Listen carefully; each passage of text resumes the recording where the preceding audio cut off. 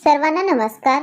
मराठी बालभारती इयत्ता 6वी या पाठ्यपुस्तकातील 9वी कविता आहे गीत मराठी गाऊया। या कवितेचा आज आपण संपूर्ण स्वाध्याय पाहणार आहोत। तत्पूर्वी आपण आपली शाळा या YouTube चॅनलला लाईक करा, सबस्क्राइब करा आणि जास्तीत जास्त हे व्हिडिओ शेअर करा। चला तर वळूया स्वाध्यायाकडे। आम्हाला हे समजले, यामध्ये प्रश्न पहिला आहे आकृती पूर्ण करा। इथे काय दिलेलं आहे, कवितेत आलेल्या संतांची नावे आपल्याला लिहायची आहेत। मग आपण इथे दोन लिहूयात, संत ज्ञानेश्वर आणि संत तुकाराम। त्यानंतर दुसरा आहे कवितेत आलेल्या कवयित्रींची नावे। मग खाली लिहूयात आपण बहिणाई आणि शांताई। मग प्रश्न दुसरा आहे, एका शब्दात उत्तर लिहा। गीत गाण्यासाठी आवाहन केलेली भाषा कोणती? तर मराठी। नंतर आहे कवितेतून विश्वाला दिलेली उपमा, माझे घर।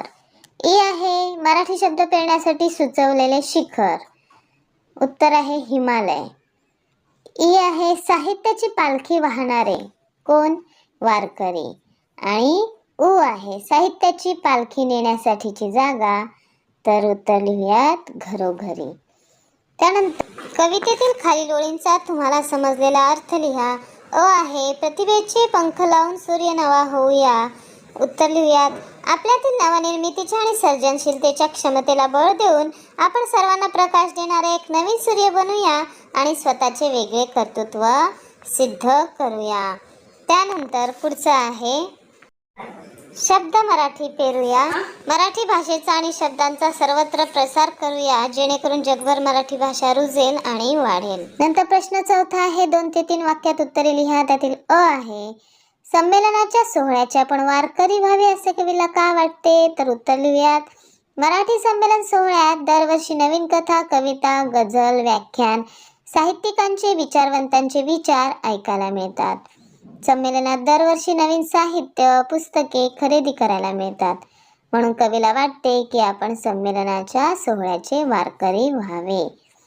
प्रश्न आहे मराठी भाषेचा अभिमान कवीने कोणत्या शब्दांमधून व्यक्त केला आहे?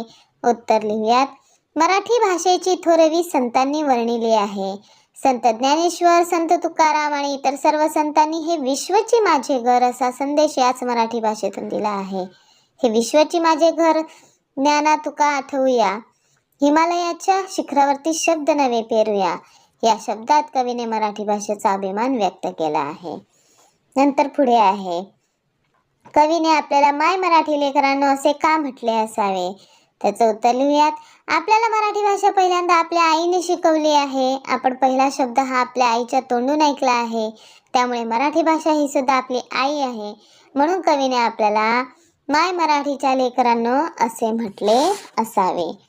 प्रश्न 5वा आहे या कवितेत आलेल्या यमक जुळणाऱ्या शब्दांच्या जोड्या शोधून लिहा। लिहूयात होऊया, गाऊया, आठवूया, साठवूया, पेरूया, गाऊया, वारकरी, घरोघरी, लावूया, गाऊया। अशा प्रकारे आपण यमक शब्द जोड्या शोधून लिहिल्या आहेत। पुढे आहे लिहिते होऊयामध्ये मराठी भाषा संवर्धनासाठी खाली 2 घोषवाक्ये दिलेली आहेत।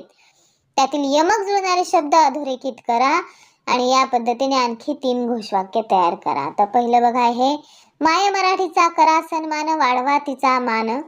यामध्ये यमक जुळणारे आहे सन्मान आणि मान, त्यामुळे आपण त्याला अंडरलाईन करू।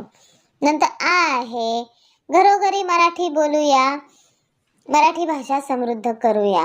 मग बोलूया आणि करूया इथे आपण अंडरलाईन करू, कारण ते यमक जुळणारे शब्द आहेत।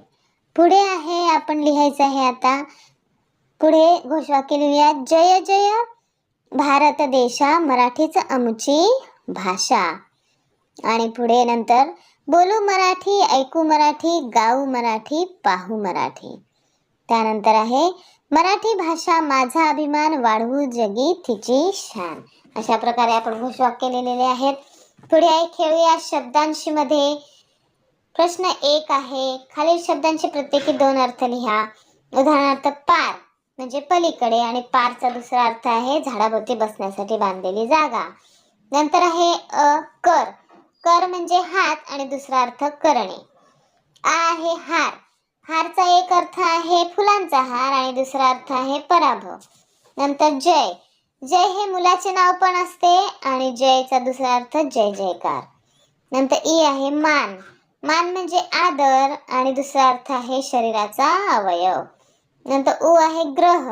ग्रहाचा एक अर्थ आहे समज आणि दुसरा अर्थ आहे सूर्यमालेतील घटक.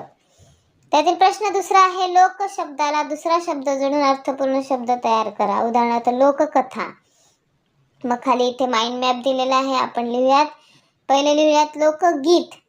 लोककथा तर दिलेलंच आहे. नंतर लोकनृत्य, नंतर लोककला, लोककवी, लोककविता, लोकसाहित्य आणि लोकसंगीत.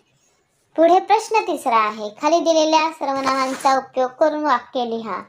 त्यातील अ आहे तो हा सर्वनाम घेऊन तो माझा भाऊ आहे लिहू शकतो आपण. इथे बघा वेगवेगळे वाक्य तुम्ही लिहू शकता. इथे मी उदाहरणादाखल दिलेली आहेत. नंतर कोण, तो कोण होता हा प्रश्न आपण इथे लिहिलाय. नंतर आपण हा सर्वनाम घेऊयात. मग आपण सारे जेवूया हे आपण इथे वाक्य लिहिलेलं आहे. नंतर आम्ही भारतीय आहोत. नंतर स्वतः शब्द वापरून मी स्वतः गायन करतो. नंतर कोणाचा, तू कोणाचा मुलगा आहेस.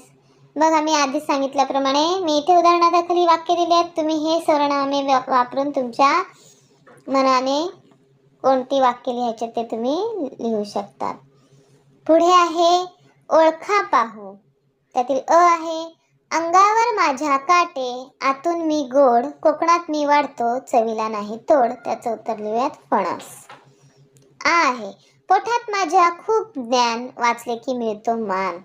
त्याचं उत्तर आहे पुस्तक. पुढे आहे राहते मी नकाशाच्या कोपऱ्यात, पण माझ्यामुळे तुम्हाला दिशा समजतात. त्याचं उत्तर आहे सूची किंवा होकायंत्र. नंतर ई आहे डोंगर दऱ्यातून मी खाली जोरात पडतो, पांढरा शुभ्र फेस जणू ढगच खाली उतरतो. त्याचं उत्तर आहे धबधबा. तर अशा प्रकारे मुलांनो आज आपण या कवितेचा संपूर्ण स्वाध्याय पाहिलाय.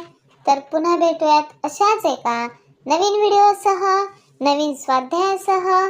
तोपर्यंत धन्यवाद.